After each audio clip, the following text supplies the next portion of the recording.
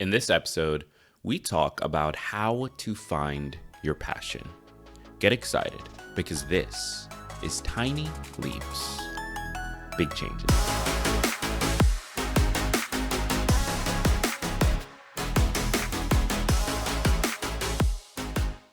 Welcome to another episode of Tiny Leaps, Big Changes, where I share simple research-based strategies you can use to get more out of your life. My name is Greg Clunas, and today I want to talk about a topic that I'm very passionate about, for lack of a better word. The idea of finding your passion, this pursuit that I think we all go on at some point in our lives. Now, I've shared this story before with those of you who have been here for a while, but searching for my passion kind of ruined my life. I spent so many years, so much time trying to figure out what is this one thing that I am so passionate about, this one thing that I'm so excited about, that I love. And based on the definitions of what your passion should be and what it would feel like once you found your passion, I found myself constantly jumping from thing to thing and struggling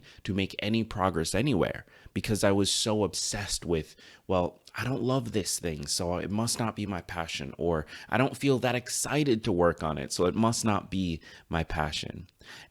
That really took up a massive chunk of my 20s, and I want to save you from going through that at whatever age you are starting. So this episode, I want to talk about how do you actually find your passion? I also want to talk about what passion even is. How do we define it, and how should we be thinking about it going forward? And then I want to talk about why it matters, or maybe it doesn't matter. You'll have to stick around to find out. So what exactly is our passion? What is finding our passion? What does this actually mean? Well, we think of passion as an act of love, as something that we do and that we enjoy and that we care about more than anything else in the world. When we think of the word passion, we think of all of the positive traits that humans can have: happiness, joy, dreams, pursuing those dreams, ambition, enjoyment. But passion is so much more than that. And actually, it's kind of a neutral term, or at the very least, it has representatives on both sides of the argument, positive and negative. You see, the actual definition for the word passion is, quote, a strong and barely controllable emotion. Nowhere in there does it say that passion must be positive, or that passion is about love or enjoyment.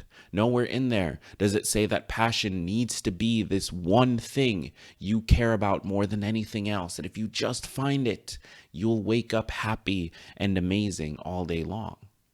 Nowhere in the actual definition for the word passion does it talk about pursuing something that makes you happy.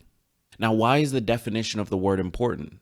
Well, because it means that passion doesn't actually have to be positive. It just means that you have a strong and uncontrollable response to it. There are any number of things in this life that you might have a strong and uncontrollable response to. Now, they may not make you happy. In fact, they may make you furious. They may make you angry. They may make you frustrated and upset. And for lack of a better word, pissed off. You may feel called to do something about it, to write to your senator, to talk about it all day long and at every opportunity you have. There are any number of things I'm sure you can think of that you have this response to. It might be something silly. Like in my case, I live in an apartment building where the screens for the windows are on the inside. That's stupid. That's really stupid, because it means that every time I lift the screen to close the window, any bugs that got in between the window and the screen are now being let into the home. That defeats the purpose of the screen. You see, this is something that makes me passionate. I feel passion for this problem. Now, that doesn't mean I'm going to pursue a career in window screen design. I mean, maybe I will one day, but the point is, I am passionate about this because it makes me angry, because I see it and I think it's the stupidest thing I've ever seen in my life. Why would they do this? And if somebody were to bring this topic up at a party, I don't know what kind of boring party I would be at where they would talk about windows and screens, but if somebody were to bring this topic up, I would be animated and I would have a lot to say. Passion is more than just love. It's anything that gets you animated and excited and angry and frustrated and the whole spectrum of human emotion. That's where we need to start when we look at how to find our passion. It's redefining what passion means. And the perfect example of this is this podcast, Tiny Leaps. I didn't get into this because I loved personal development. I didn't get into this because I loved podcasting. I got into this because I saw an industry that I thought was taking advantage of people who desperately needed their help. I got into this because I read a book that made me furious, that made me angry, that made me respond emotionally in an uncontrollable manner. And I felt like I have to do something. And not only did I have to do that thing, but I was also capable of doing something. And that's the part of this, if we're looking at what is our passion in relationship to our career, that's the part of this that I think we often forget. It's not just, am I passionate about this? Does this make me happy, sad, angry, frustrated? It's also, am I in a position to do something about this? Am I physically capable of it? Do I have the skills that I need? Or am I willing to learn the skills that I need? That's the second part of this Venn diagram. Now, before we jump into the next section, I'm going to put together, and I'm literally just having this idea now as I'm recording. I'm going to put together a very quick PDF. It's like a one-page thing with a Venn diagram of how to find your passion. Like the real way, everything I'm talking about in this episode. So if you want that, if that sounds like something that you'd be into, head over to tlbc.co/passion or click the link in the description of this episode. All you have to do is enter an email and you can get free access to that. So that's going to be live. Link is in the description of this episode. Make sure you check that out. So with that said, we've acknowledged that passion is more than just what makes us excited. But does it even matter? And I'm going to be honest with you, I'm up in the air about my feelings on this question.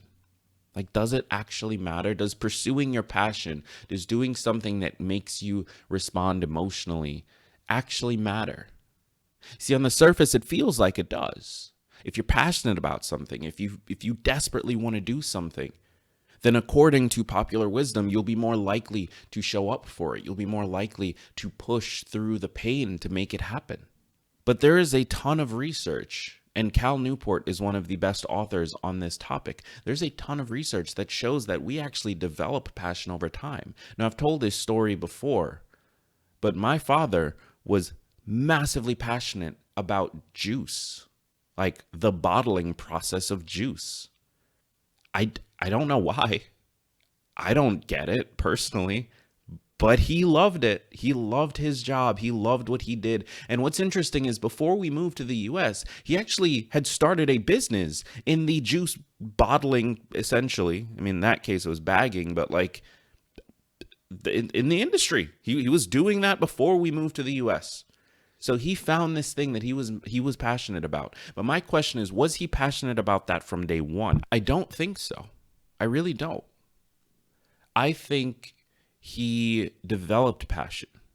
I think that he found something that he got really good at and therefore became more passionate about it. And I've seen this play out in my own life. I wasn't passionate about coding or building apps when I started. In fact, it was the most frustrating experience that I've had thus far.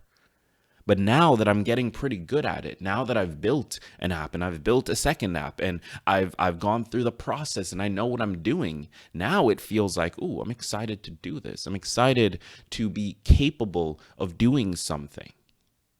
Not to mention, by gaining that skill, a skill that I'm not actually that passionate about, I can now apply it to things that I'm passionate about. Maybe I build an app that teaches window screen designers to put the screen on the outside. Maybe that's my solution. I don't know. But the point is, passion may not actually matter all that much. Like, yes, it's great if you find something. It's great if there is something you're passionate about. But you can develop passion over time. You can build passion for a particular thing, or at the very least, gain skills and knowledge that when you do eventually find something that makes you angry, you can apply it there. Because notice, in this mostly theoretical situation where I build an app that teaches window designers to put the screen on the outside, I'm not passionate about windows and screens, and I'm not passionate about coding or building apps. I'm passionate and angry about a problem.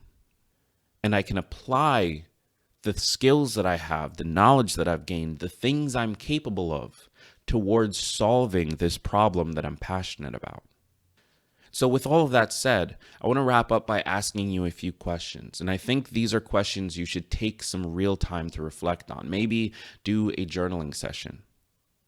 But number one, what makes you angry? What makes you frustrated? What makes you upset? What can you talk about all day long that seems like something no one else cares about, that is minor and stupid? What are those things? There is any number of them throughout your life, little tiny things and little tiny moments that just sit with you all day long. And you have no idea why, but you just can't get it out of your head. What are those things? Those are the things that you're passionate about. And of course, there's going to be some things that you do just love more than anything else. Those are also things you're passionate about. But for most of us, I think passion mostly comes from the negative side of human emotion, from being angry and being furious. So make a list of those things. And then from there, what is it that you're capable of doing something about? What are you in a position to try to fix or at least bring awareness to?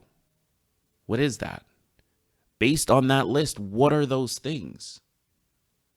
And then lastly, and this is the third piece of that Venn diagram that again will be available for free. Just head over to tlbc.co/passion or click the link in the description of this episode. The third piece, what do you want to do?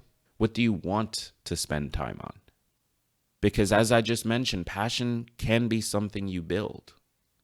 And something that you start out being furious about and just deciding, you know what, I'm in a position to fix this. I'm going to try and fix it.